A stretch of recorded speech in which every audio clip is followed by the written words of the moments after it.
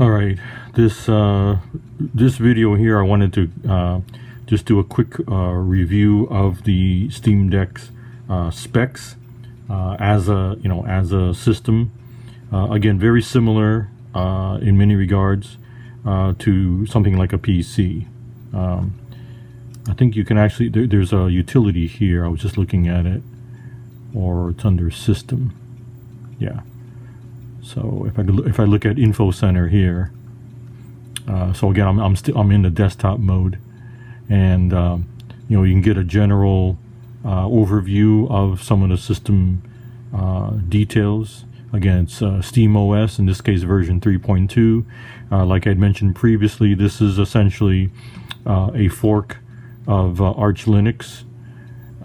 And so it's got some details here as far as, again, the desktop interface that we're using is an iteration of KDE.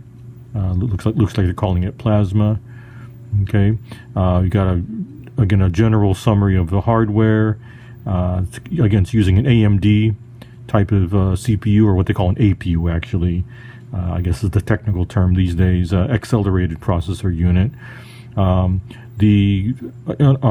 a hardware level, the RAM, I believe there is 16 gigabytes of RAM, and as we see here, some of it is being used, I believe, by the video card, right, by the graphics processor, which down here it does mention graphics processor, AMD custom GPU, whatever. What I was reading before somewhere else was that this is using what's called RDNA, an RDNA GPU, which is essentially a derivative of the old Radeon line of graphics chips. So again, definitely some decent hardware going into this thing. Okay, so again, you can we can look at all sorts of details here. Looking at graphics, devices, network. Okay, let me see. I'm just curious if it mentions.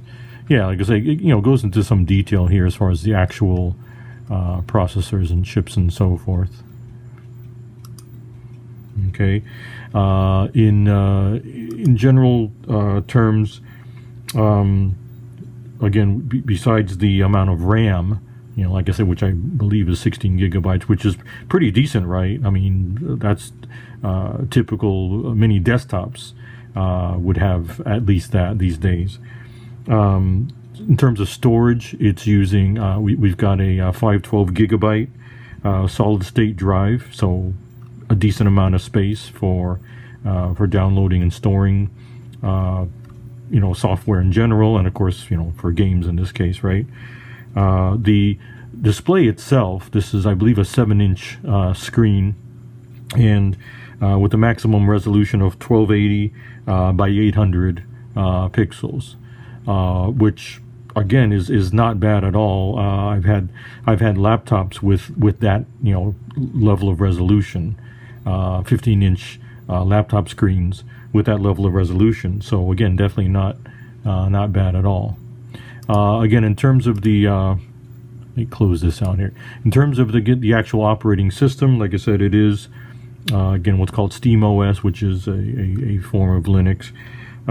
Interesting stuff. One of the interesting things I found in researching some of this is that part of what makes it possible, and those of us who are familiar with development in the Linux community are aware of this kind of thing, but what makes it possible to run those Steam games, many of those Steam games, most of those Steam games, I would say, of course, were developed for Windows.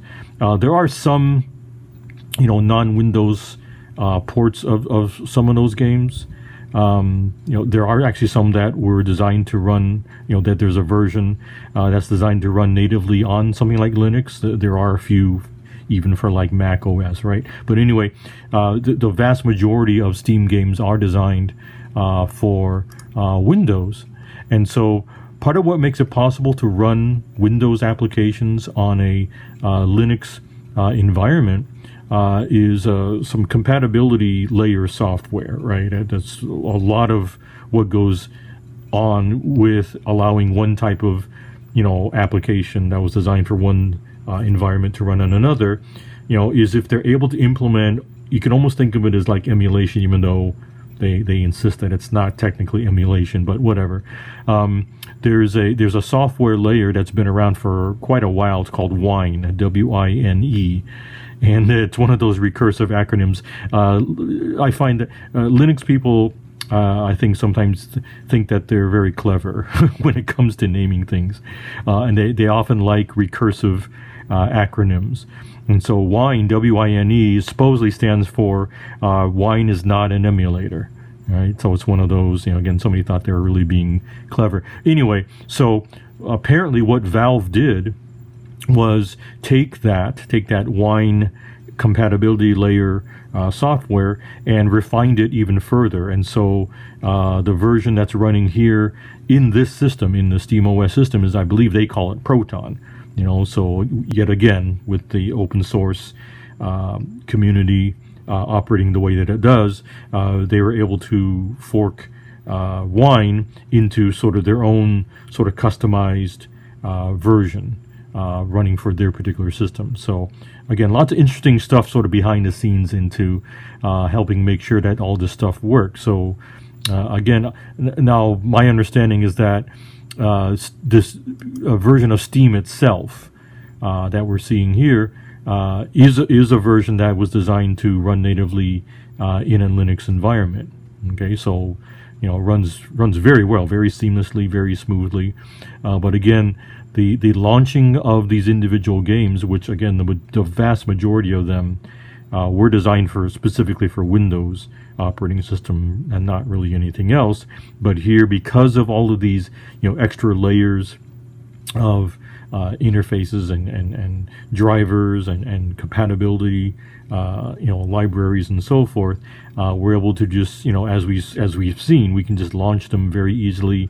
There's not anything extra we have to do. I remember back in the day working on Linux systems and really having to contend with configuring something like Wine, with just the right settings to run for individual games. You had to really tweak it and so forth. So, lots of fun stuff there. But I have to really give Valve some props for being able to pull this off. All right. So anyway, like I said, I just wanted to kind of do a brief review and summary of some of the specs of the system and describe how and why it runs as well as it does. All right.